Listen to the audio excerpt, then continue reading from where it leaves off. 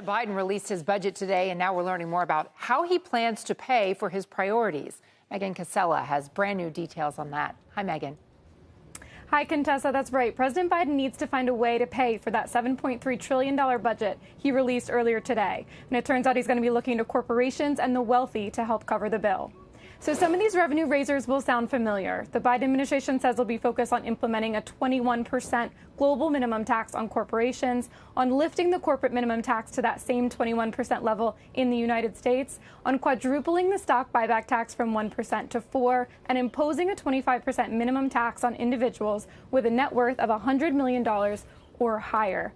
On the enforcement side, the president is pledging to close a handful of tax loopholes on carried interest, on estate and gift taxes, and on life insurance policies. And Treasury officials say he's allocating an additional $104 billion to the IRS to strengthen enforcement of the tax code.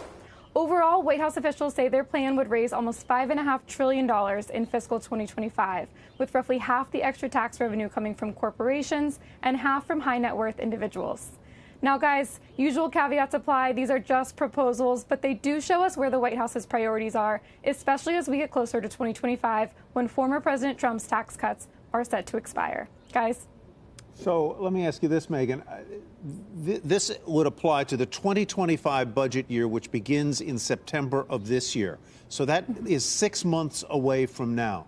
Do you think there is any way that much or even any of what these revenue raisers that are proposed would get passed into law?